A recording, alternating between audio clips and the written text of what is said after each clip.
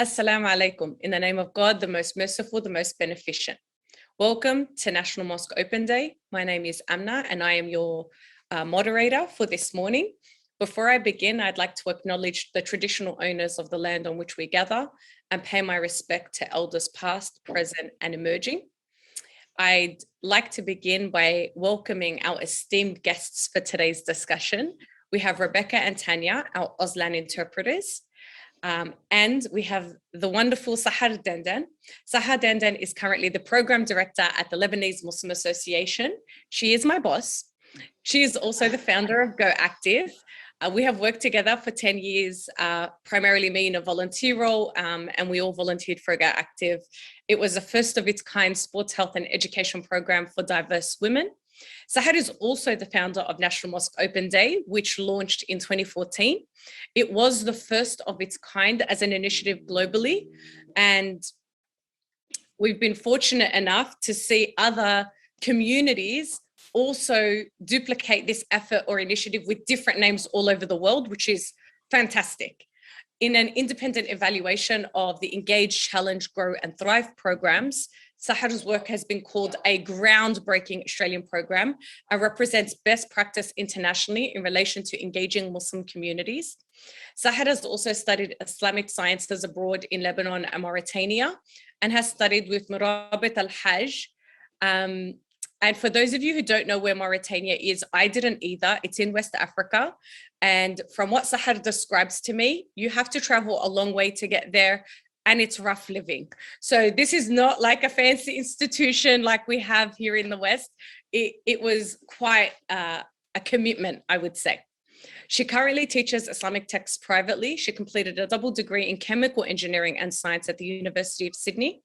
Alongside this, her passion for the environment and sustainability has led her to complete a permaculture design course with Bill Mollison and Jeff Lawden, and to also establish Foundations for Tomorrow, an organization providing sustainable initiatives in West Africa. Now, it's one thing to say on someone's bio that they're passionate about the environment. It's another thing entirely to be Sahar's friend. I am often learning new things that I did not know, and I consider myself a socially conscious person. I'm going to introduce our next guest, who is currently connecting. They've had some technical issues. Dr. Samir Mahmoud is our other guest. You'll see him appear, hopefully magically very soon. He spearheaded the creation of the Living Turath initiative, which led to the founding of the Living Turath Academy, with the aim of addressing the existential, cultural, social and psychological challenges of living as a Muslim in a multicultural democratic society. Dr. Mahmoud lectures widely on these issues and challenges and talks on a variety of topics ranging from Islamic studies, spirituality, philosophy, art, architecture, psychology, and multiculturalism.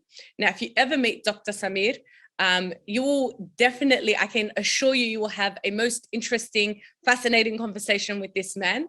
He had also a range of translations and publications in several international publications, books, and websites. And both of our esteemed panel members have joined us this year for National Mosque Open Day to explore this year's theme of Build Community. Now, before I open the floor to our panelists, I want to invite our audience throughout this Zoom webinar to ask us any questions. If you're joining us live on Facebook, feel free to also ask questions on Facebook, and our hidden co-moderator of this panel members will shoot through those questions through Zoom so that I can field them here. I also want to help you help contextualize this year's theme. So National Mosque Open Day is the closing event for a week-long event, which was National Unity Week. We started with Walk Together with our partner Welcoming Australia. We've had a series of panel events and discussions, which this year, unfortunately, we couldn't have all our events face-to-face with COVID. So to be safe, we thought we'd just plan a series of online events. But normally organizations, communities can organize initiatives where we walk together, play together, come together, eat together. And the idea is every year we explore a different theme. And this year's theme is Build Community. And this is the theme of our panel today. This panel doesn't have to be limited in terms of your questions that you ask. So feel free to ask anything of our panel. But what I'll do is I'll open the floor. Sahar, welcome. Inshallah, we'll be joined shortly by Dr. Samir. So I'll start. He is with us, I hope. Is he? Dr. Samir, are you there? He is. He's there. I see now. Wa alaikum assalam. Welcome, welcome. Well, thank you both for joining us this morning. So I'd like to open the discussion by opening the floor to the both of you and asking, how do we cultivate a sense of togetherness and build community in the modern world? I think maybe I'll begin so that we kind of have a make sure that Dr. Samir's technical issues are sorted. So I think, you know, when I think of this idea of togetherness and building communities, I think what is at the foundation of that is genuine care and empathy. And we need to really combine that with an openness to things that seem different, especially at the outset. And you know, and we need to kind of intersperse that with, you know, we have this concept in Islam around hospitality, and I think we need a big, gigantic dose of genuine hospitality. I think when I kind of look around at communities, we no longer see hospitality as an important element of how people can come together and get to know one another in an environment that's built on this idea of rights and responsibilities, on this idea of engagement. And so, you know, in Islam, we have this concept called adab, which is kind of loosely translated to this etiquette, right? Manners that you have in engagement. You know, an example of this concept is the interaction or the rights of a guest who enters your home. And so, you know, upon entering your house, the guest has rights upon you. And so, you know, I remember while traveling overseas, for example, some of my best experiences are where I felt really welcomed by people. I was welcomed into their homes, was fed their food, you know, to the point where people would get genuinely upset when you didn't partake of their hospitality. And I think if you ask travelers, you know, global travelers about their experiences, you would pretty much get the same response about, you know, what is the greatest experiences I've had while traveling. And it really speaks, I think constantly I hear this idea of, you know, people welcomed me. I felt they were really hospitable to my presence, etc. And so, you know, I think it is this hospitality married with a really genuine dose of generosity that creates a sense of understanding and care for others. And the Prophet ﷺ, peace be upon him, said, there is no good in the one who's not hospitable. So I think this idea is essential. And I think what we do see in the world today is we've changed the way we see strangers. You know, we otherize them, we create boundaries, we kind of, you know, leave them on the outskirts of communities. And I think we really need to kind of change that. All of us have had an experience of being a stranger in spaces, you know, in different communities, at work. You know, we've always kind of, when you bring someone new at work, it's always very nerve-wracking, the first day of work or even the first week of work. And so because we can all identify ourselves as this as a stranger, the question really that I think we should ask here is, what does it say about the functioning and the health and well-being of our communities when someone from the outside arrives amongst us, and we are not able to fulfill their rights or this right, where, you know, where they're faced with hostility before hospitality, where, you know, where we kind of ask them to prove why we should be hospitable to them, that it's not a given. And I think you know, our religion says we owe them hospitality at the bare minimum. because they are strangers. You know, when we look at the story of the Prophet Abraham alayhi salam, when the three angels in disguise had come to him, and how he hosted those three visitors. He fed them, he gave them shelter, unaware of who they were, but they were strangers who arrived.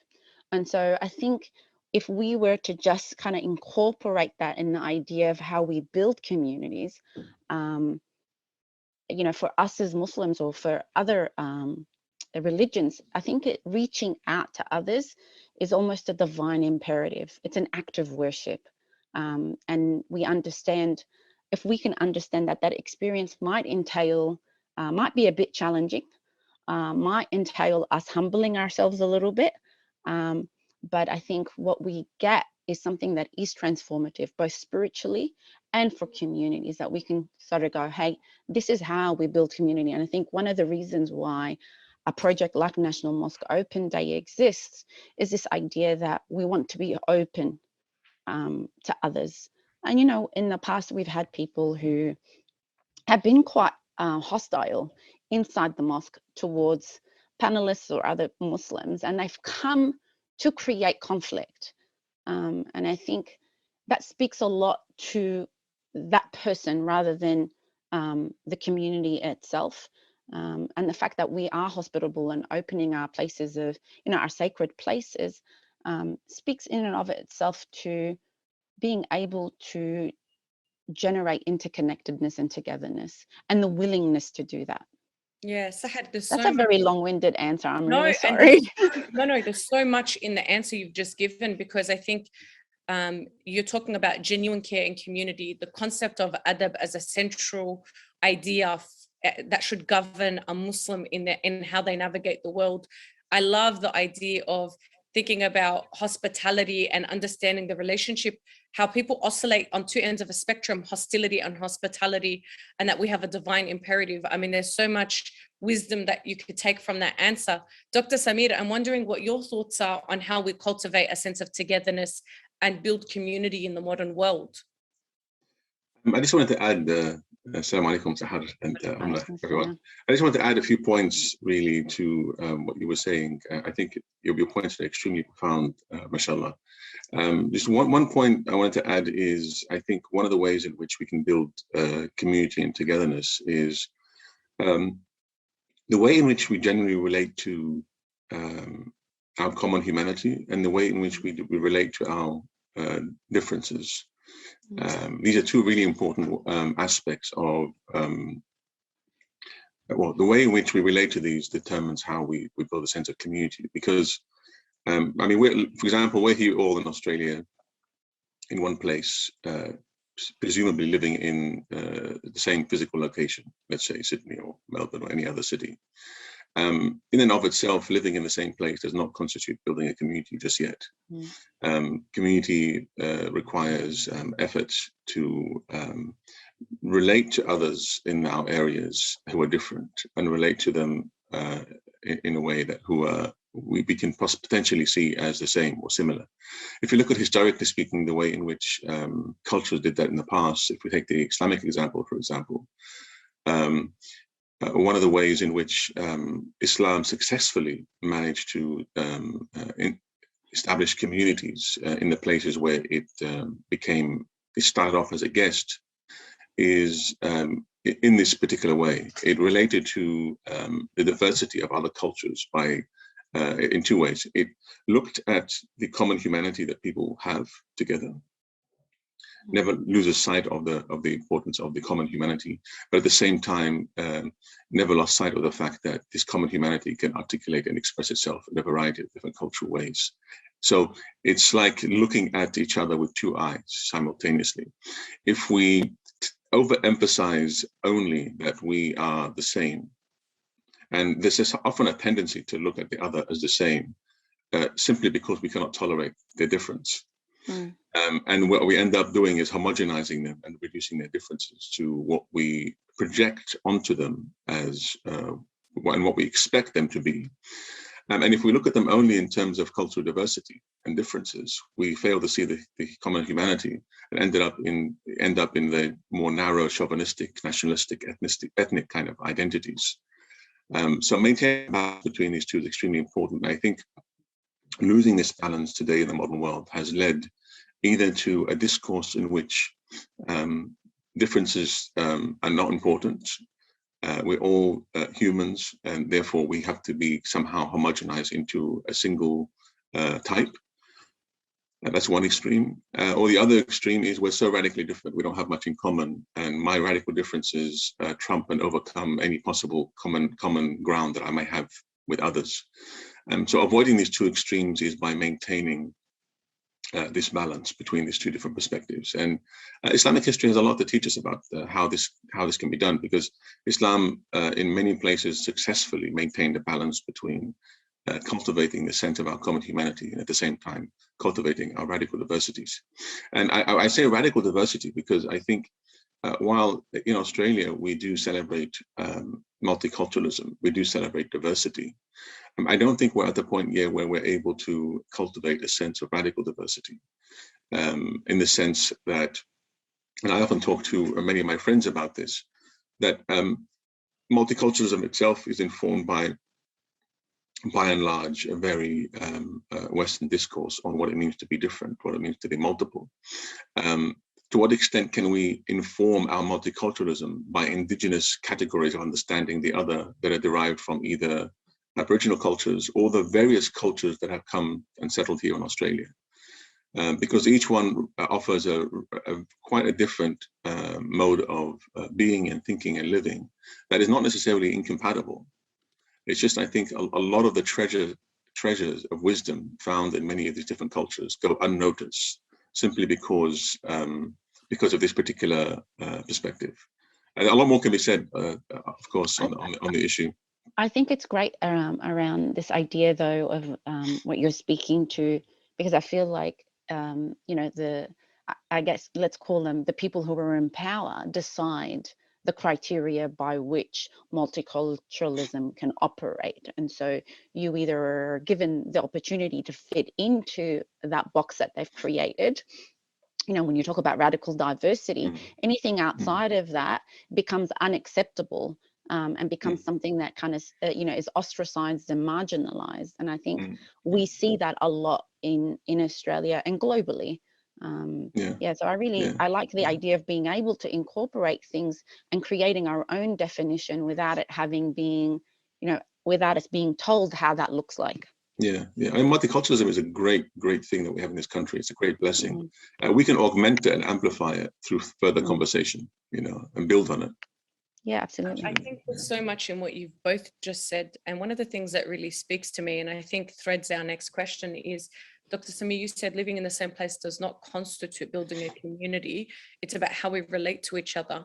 There is a lot of, different scenarios I can draw on, both domestically and internationally, where we're seeing very polarized communities and very polarizing narratives. And I would say that all the latest research is reporting on an increase in Islamophobia. So how does that impact unity across communities, whether they're domestic or internationally? And how do we respond to this climate or this sense of being othered and seen only through a negative prism? The extremist, the terrorist, the person that creates harm, rather than all that you are. Because I think that refers to that extreme you were saying, when you only see difference, and it's a very extreme way of seeing that difference. Well, I suppose that, do you want to go first, Sahar? No, I'm happy for you to do this one. I suppose there are a number of ways in which people respond to the question of othering, because perhaps the immediate visceral response is to push back against any sense of discrimination, any sense of not recognizing that certain kinds of differences are valid.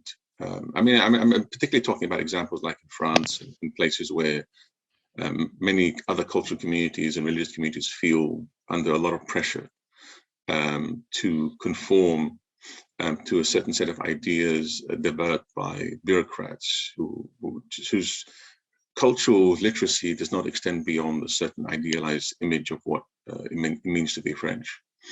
And that's a very difficult situation to be in. I think France, for example, has ever cultivated a multicultural policy. So the problems are unique to France. But in places like there, for example, you know, people may respond in a very visceral way by pushing back. However, and this is where the responsibility, the ethical, moral responsibility that Sahar talked about on the Muslim community, the Quran clearly teaches us that we push back with that which is better. And this feeds into the discourse on what's happening across the world. Islam, you know, came into this world, and there was a lot of persecution. And most religious traditions begin, you know, persecute at the very beginning. But if we look at the prophetic example of how he responded to the persecution, we discover and realize that he lived word to word by the divine paradigm in the Quran. Push back with that which is better, with a better word, with push back with compassion, push back with understanding, push back with helping people realize who you are and what you are, push back by helping them realize the importance of this seeing things with two eyes, that we are a common humanity, but at the same time, we are culturally diverse. Push back with a certain theological, spiritual attitude that maybe extends a certain sense of compassion and empathy towards those who may feel, for some reason or another, that you know, that Islam is maybe misunderstood, and help the other better understand what Islam is and what it's here to do. So there's a lot of fears and there's a lot of misunderstandings that can be addressed with a positive, compassionate, empathetic pushback. However, there is misunderstandings that won't be addressed by this. There are people who are genuinely, you know, have a sense of bigotry towards minority communities, and there's not much that this pushback can do sometimes. But there is a lot it can do for those who just have a genuine misunderstanding. And I would say the majority of people, have a genuine misunderstanding about what Islam is and what it's here to do. And I think one of the things that I think Muslims can do more of, and they haven't done more of in the past, is clearly articulate this very beautiful humanistic vision. When I mean by humanistic, I don't mean necessarily in the narrow European sense of humanistic, but a broader humanistic sense of what it means to be a human being and what it means to live together on this earth. There's a very beautiful image in Islam of the unity of the human race, yet its radical diversity, and how these two notions can coexist together at the same time. I think there's a lot more to say about this topic, this issue, but I think I just wanted to put those ideas forward. I think some of your ideas are so challenging for a young person living in the modern world, because I think there is strong ideas around protest and how we challenge systems. And what I'm hearing you say, Dr. Samir, is you're calling us to a God-centric, higher calling in terms of what we draw on as a Muslim, which is your own ethos for how you navigate that complexity. Sahar, I'm interested in your thoughts, if you want to answer the question about how we respond to that sense of feeling that discrimination or that Islamophobia, and it's a very difficult feeling or experience to have. And I usually kind of, you know, when I'm looking at an issue or a challenge, you kind of, I think, have to understand the foundations or the roots.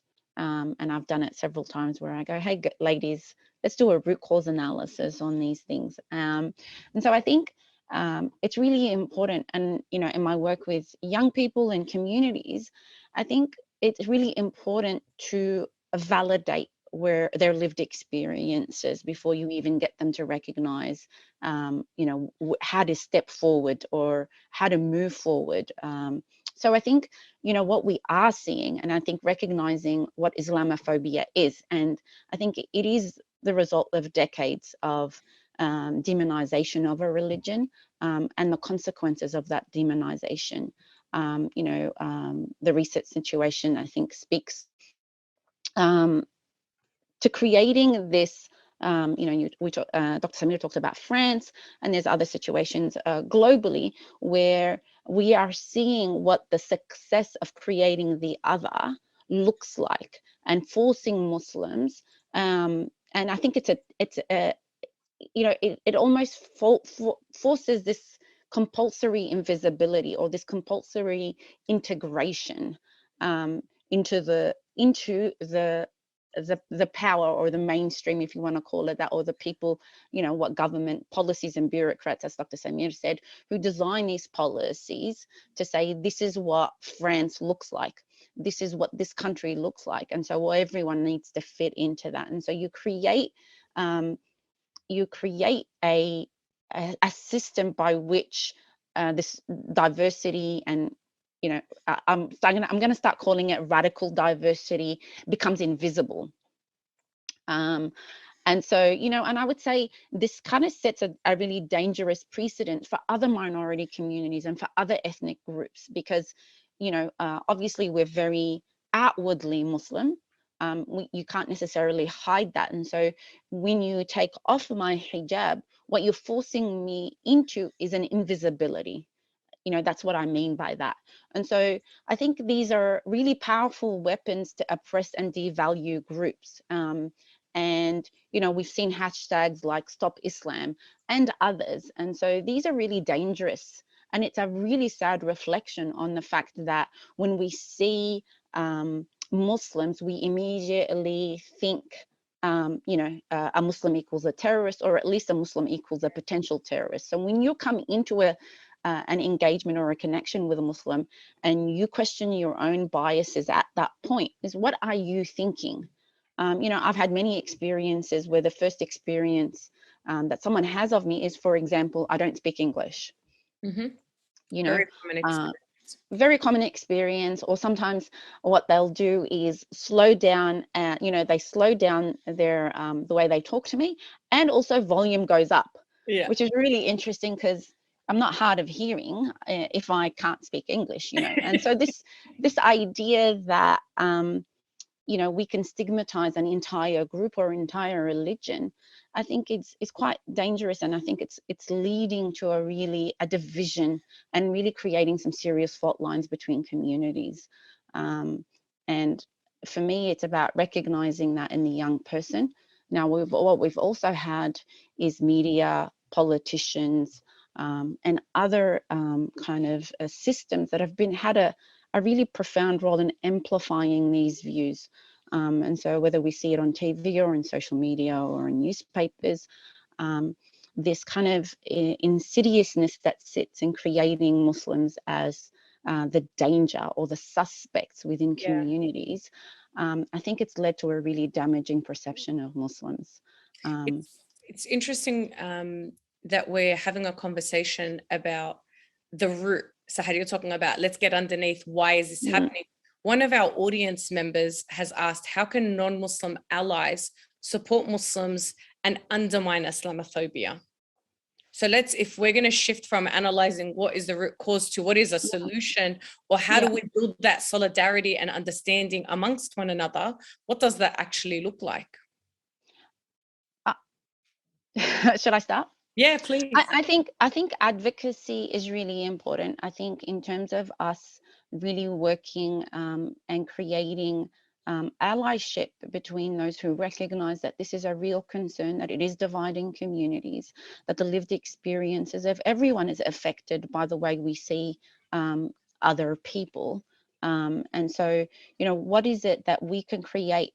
You know, Dr. Samir was speaking earlier about we start defining our own multiculturalism and taking really from the different cultures that that exist within Australia to really create something that is, you know, a system that's more resilient, I guess, and more accepting of others into this framework of multiculturalism. I think in terms of really countering this idea of Islamophobia is how do we start creating in our own spaces that we interact with a shift in the perception of Muslims, an openness to creating maybe, you know, some, I mean, we talk a lot about education, but I think there's a lot of talk and we're a bit more passive in the way we need others who are active.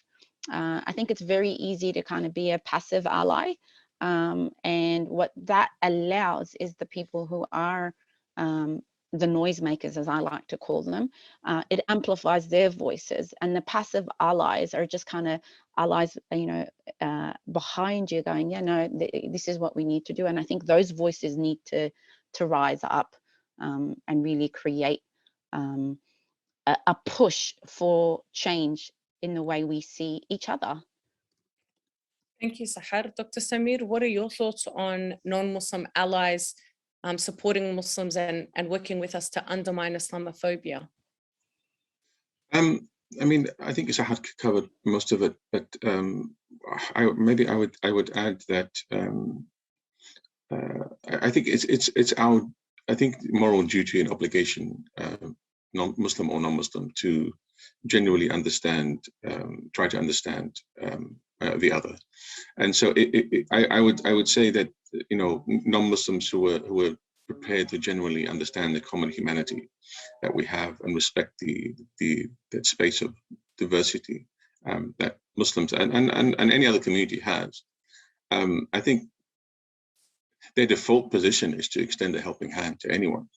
Really, it's not necessarily specifically targeted at Muslims, but I think Muslims do have it a bit more difficult, and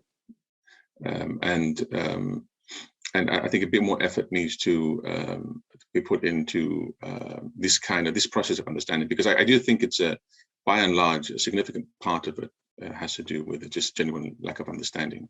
It's no intrinsic malice or anything like that. There are the minority who will always hate, but it's working with the majority who's just genuinely don't understand what's going on.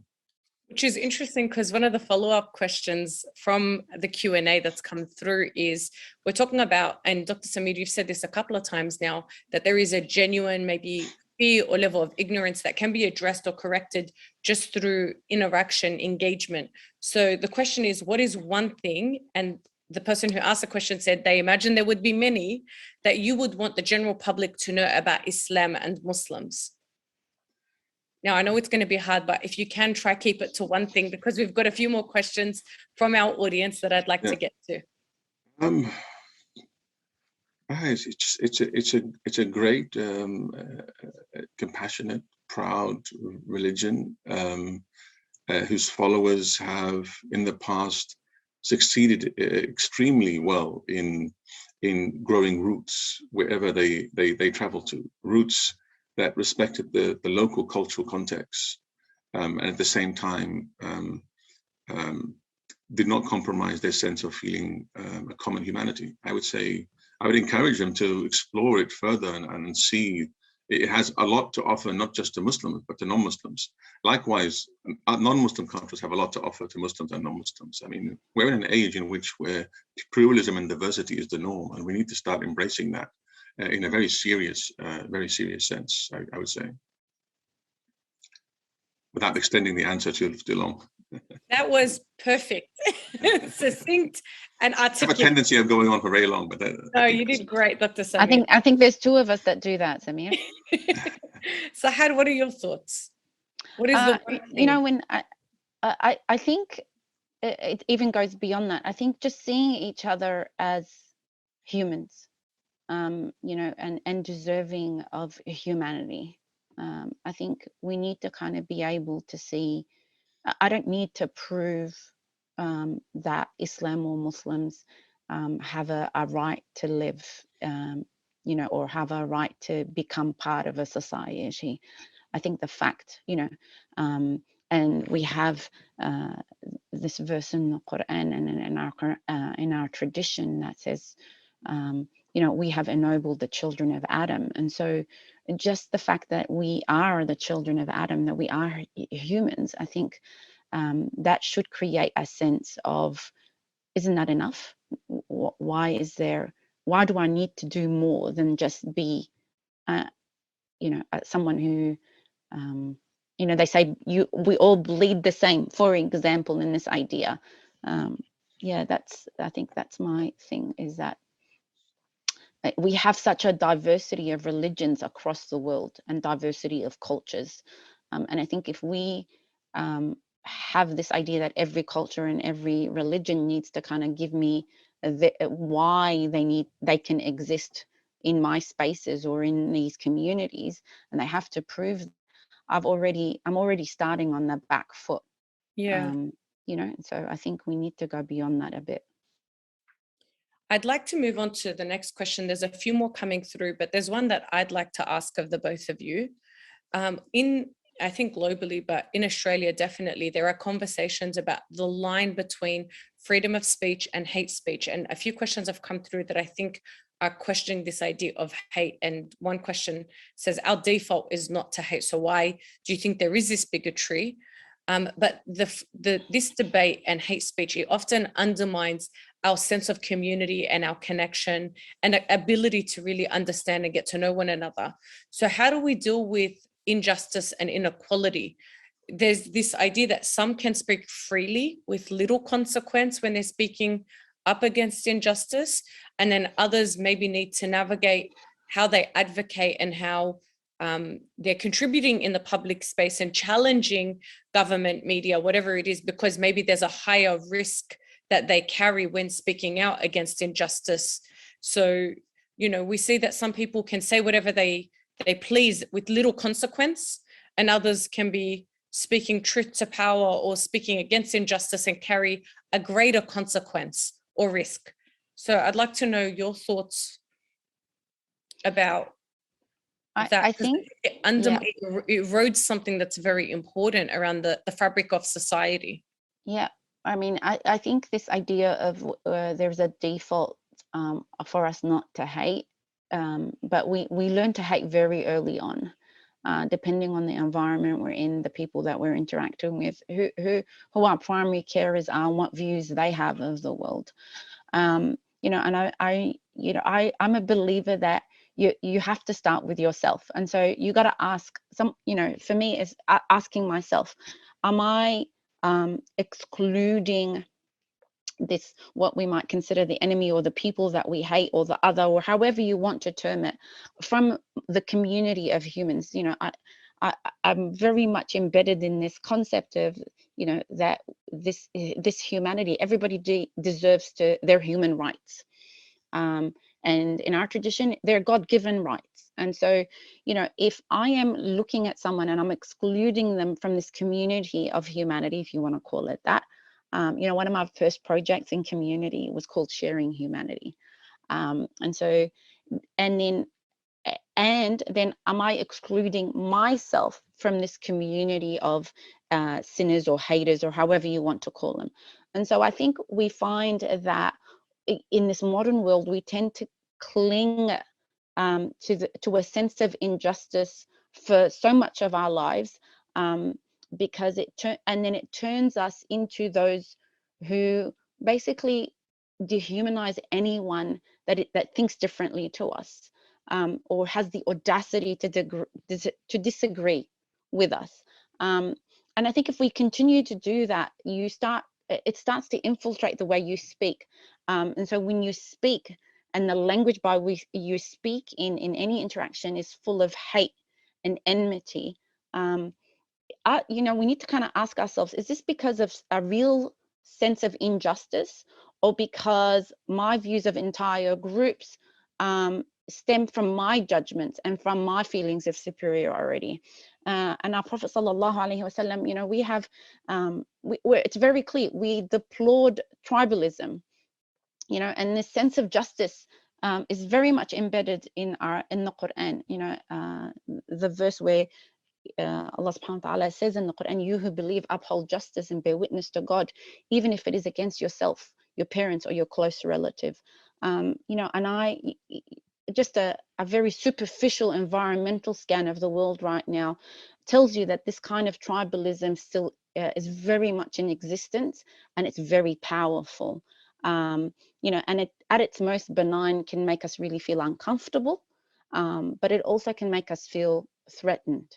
And I think there is a difference and between the two, and there is a catalyst for where we go from a sense of discomfort to a sense of being threatened, because then you see the consequences of what that looks like. You know, and I think one of the things that we need to ask ourselves is, what injustice do we want to take on? And how do we want to take it on? And what intention do we have in taking it on? And I think it really takes courage to put aside my unconscious biases, my judgments, feelings of feeling, you know, that I am better than someone else. You know, and I think we all need a dose of humility to be open to having my mind changed, to be open to having my judgments altered. It's all well and good to say, you know, this is bad and this is bad. And you can be in debate and argumentation with a lot of people. But I feel like sometimes you're just talking to a wall, because there is no openness from the other side. There is no humility. They already are speaking from a place of superiority. And I think if you're in a situation like that, it's almost a waste of your time to continue with that conversation. I think we need people who are open. You know, I call the people on the either sides of the spectrum, the people that we really kind of can't really speak to. You know, and when Dr. Samir says the majority, the majority of the bell curve are sitting right in the middle, and they're the people that we can sway. So, you know, put your efforts into that and your energy into having really genuine conversations, and but come into them just as open as you want them to be in a conversation around injustices and allyship, etc. That can be so hard when, because, you know, oftentimes our feelings linked to injustice and inequality, they're felt so viscerally in our bodies that it's not, we don't always have the composure and the openness. Dr. Samir, I'm wondering what your thoughts are on how we deal with injustice and inequality, and that line between freedom of speech and hate speech, and where that line often sits, and it shifts sometimes depending on who is speaking. I mean, I think Sahar covered most of it. I might add maybe just the additional point that this is something that's kind of derived from maybe the Islamic ethical tradition, that my right and freedom to speak and articulate ideas and thoughts is almost limitless within a certain kind of context, but very bound by very strict moral ethical principles. So, you know, in the Islamic tradition, we're taught from a very young age in this discipline and science called ilm al-adab al-bahth wal-munazara. It's this kind of science of how and when to engage in conversations and dialogues, and even disputes with others over ideas and opinions.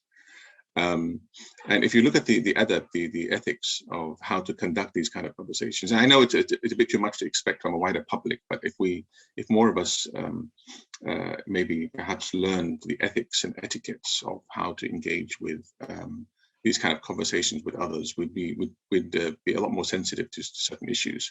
One of the important one is that there's no limit to what we can intellectually inquire into. There's no limit to that. But there is a limit to how we ethically and morally go about doing that, and trading carefully around other people's feelings and sense of what is sacred and what is important. I don't want to get into the whole tradition of it, but it's a wonderful tradition, and I think it lays down very interesting ground rules that navigate the self of the other very carefully, sensitively, without compromising the extent to which one can scrutinize ideas. You know, there shouldn't be a limit on what I can question, but there should be a format or a way in which I can go about it, respecting people's sense of the sacred, respecting people's sense of feelings, and not overstepping the bound, etc., etc. So that kind of adab, this Arabic word really conveys it a lot. This etiquette and ethics of doing so, I think, is what we need more of. Not so much ending the questioning, but it's the way we go about questioning that's extremely important. It's going to segue in a lovely way with one of our audience questions, who asked, for non-Muslims who want to learn, connect with, and be more understanding of Muslims, what advice would you give to people about how to go about this? Is there a wrong or right way to ask questions? And I think sometimes that can be a little bit of a barrier, not wanting to say the wrong thing or cause offense. And you're talking about the ethics, the adab of how we have dialogue or disagree. So Dr. Samir, is there any advice for someone who is seeking to learn but maybe they're feeling a bit unsure about how to do that? I would imagine a person who's genuinely, wanting to connect is an amazing person already. And I don't think, if they have a personal relationship with the person they want to ask questions to, I think that's a wonderful place to start. The personal connection, I think, is extremely important, and there should be no barrier to being able to ask questions genuinely.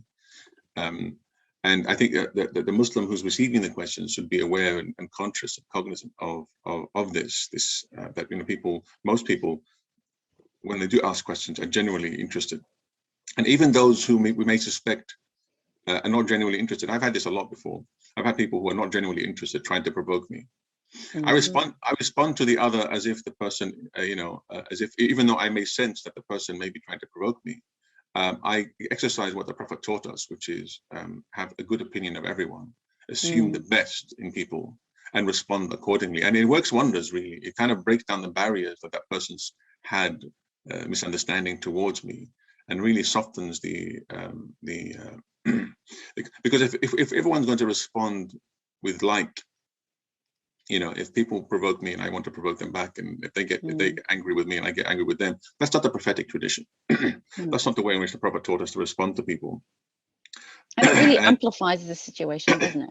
So instead of it actually calming things down, it just goes up. Yes, you're absolutely right. It makes things worse. So where to go about doing so? I would say, go to the Muslim that you know, with whom you build a relationship, and try to ask genuine questions, maybe come to places like this, spaces like this, where where we're quite hospitable to any query, and we will help as much as we can whenever we can. I think we have at the LMA, don't we? We have we do respond to these kind of queries all the time, don't we? Yeah. I mean, we do get a lot of hate mail. I want to also say that we don't normally respond to that. Yeah. But I think, if you don't know any Muslims, I was thinking that it's really important that you also be a bit more vigilant in which Muslims you're going to speak to. I think there is definitely a lot of people that are out there who are willing and are genuine in wanting to engage with non-Muslims and wanting to have conversations. They're out there. You can find them. You just need to do a little bit of research. Obviously, there's us. If you don't yourself know any Muslims and don't have a personal relationship, it's how do we, I think what Dr. Samir was saying about it being an imperative, we could be heading in a way where, in Islam, our religion is a religion of action. It's an active faith. And so we want to genuinely work, and we live here, and we believe that we have a social contract in the society that we live in. And so part of our duty in being citizens of this country is to try and engage communities, is to try and live, peacefully and be inclusive of everyone. And I think you'll find those. Forget all the biases that you have of Muslims. Come into a conversation being genuine, being open to the conversation, I always am put off a little bit when someone speaks to me and it's very accusatory. It's very, can you defend your entire religion? I think we tend to have to have conversations with the Muslims as, you know, and ask them to defend all Muslims, and you're the worst of humans, let's say, and that always is a little bit, I think, off-putting to kind of start that conversation from that point. You know, so I guess it goes back to what you said earlier, Sahar. You said it has to do with, even when we are pursuing social justice, whatever we pursue, what is the intention that lives underneath? And it sounds like the person who asked the question, you know, Dr. Samir said, already you're a great person because you're seeking to learn, you're seeking to understand. And so the intention is already correct. You're not seeking to antagonize, you're seeking to connect and really learn more. Yeah, absolutely. And so that's a good place to start. In the last 10 minutes, I do want to get through remaining questions that have come through from our audience. Thank you everyone who's been asking questions and commenting in the chat. Wayne, who has come to Lakemba Mosque twice for National Mosque Open Day, has said that his question is, how do we overcome the growing problem of extremism possibilities of a replica attack like what happened in Christchurch? And I think that's a very hard question to answer, but I didn't want to ignore the question because Wayne was the first person to ask a question. So I'm not really sure how the layman can answer that question, but do either of you have some thoughts on that? I mean, as the possible victims of this attack, I don't really know how I'm supposed, you know, and I think I spoke to that a lot. You know, we're seeing the impact of really dehumanizing and demonizing an entire religion to the point where these groups can feel that, you know, we are suspects, and so they want to get rid of. There's so much hatred, and so if an attack like that happens, I have to tell you, Wayne, we are genuinely concerned for copycat attacks in Australia. Obviously, we know from the Christchurch attack that he was an Australian, that he is an Australian, and so, you know, there is, and I know from my you know, engagements with departments, government departments, that there is a real concern for right-wing extremism in Australia. There are, you know, there's been several arrests and several groups that are now on watch lists in Australia. So what is it? I mean, to show you some of the screenshots that we've received on Lakemba Mosque, etc., where, you know, people have thrown threats around bombing the mosque, and you know, I mean, it's really horrifying, and it is a real risk. And I don't know, you know, whether the onus should be on the Muslim community to try and work with that. What do we do as normal Australians, as a community, to counter that? I think we can start with ourselves, our families, our homes, our friends, make sure that some of those perceptions or some of those biases are addressed, and also try and advocate and talk to our local MPs. You know, if there is work that needs to be done to really shift, I think we've seen politicians feed the rhetoric around Muslims. I think we've seen media feed that. And so we need to be the people who shift those views to ensure that incidents like that don't happen. And it needs to start really from, you know, from every person. And I think it needs to start with our governments and how we create policies around these groups. Thank you, Sahar. Dr. Samir, would you like to add anything to that answer? Just one point, that extremisms feed off each other, and extremisms are on the fringe, so they're not the norm. And we're not necessarily, no one in any community should be responsible for necessarily either defending or held responsible for these kind of extremism. But I do think that there's a certain kind of rhetoric that you find that ultimately, you know, with a combination of other disastrous factors, leads to this kind of extremism. And with the more mutual understanding that we talked about, and more sitting down at a table of conversation and opening up, a lot of these things can be addressed, but I don't think completely eliminated. There will always be these kind of fringes, and it's important that whenever something happens, we don't go back to, let's say, our psychological defenses and start alienating and the other because of it. And sometimes there's a tendency of some people to do that on both sides, you know. Absolutely, yeah. There's a few more questions that are coming through. So one, Chris has asked, just wondering the best place online to find out what the teaching of Islam is. And I think that's so hard because the online world is a vortex. Are there maybe 2 or 3 places that you would recommend? I mean, Dr. Samir, it might be time to plug some of the websites and the programs you're involved in, because I trust Dr. Samir. And, you know, Dr. Samir, what are your thoughts? Sahar, I'll give you a few moments to have a think. Well, I suppose, you know, the Cambridge Muslim College in the UK. I was going to say it for you.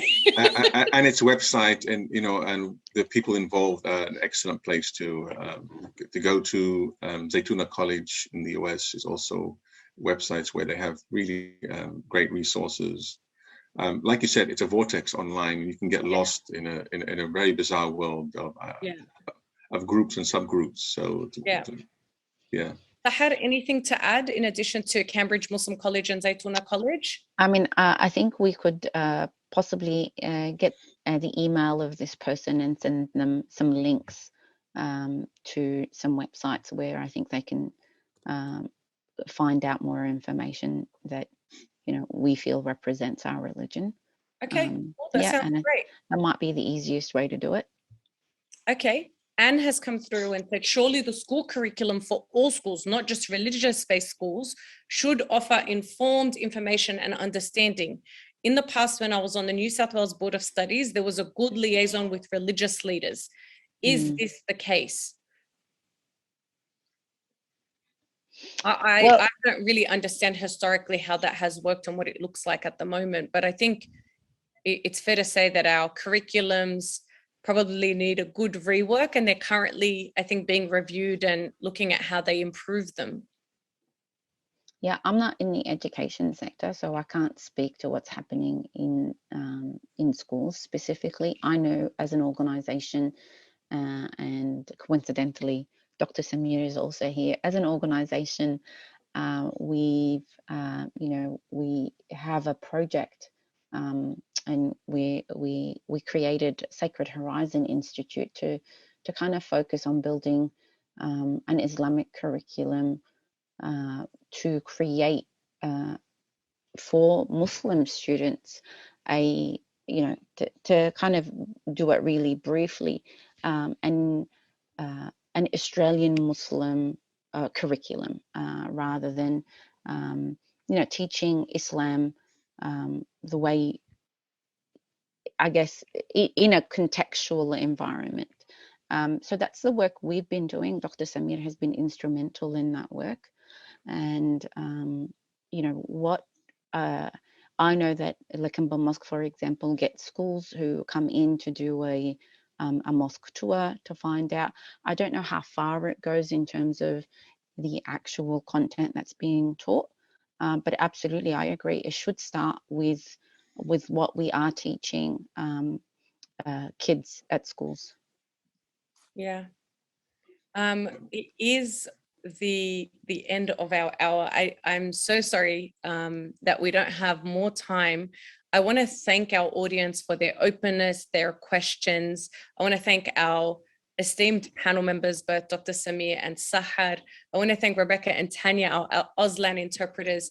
And I also want to thank Memphis, who has worked tirelessly this week behind the scenes to organize all the events and is currently fielding questions and responding to you in the chat. She's done a fantastic job of coordinating National Unity Week and National Mosque Open Day. Her and Hassan have been instrumental as project officers in getting this initiative off the ground.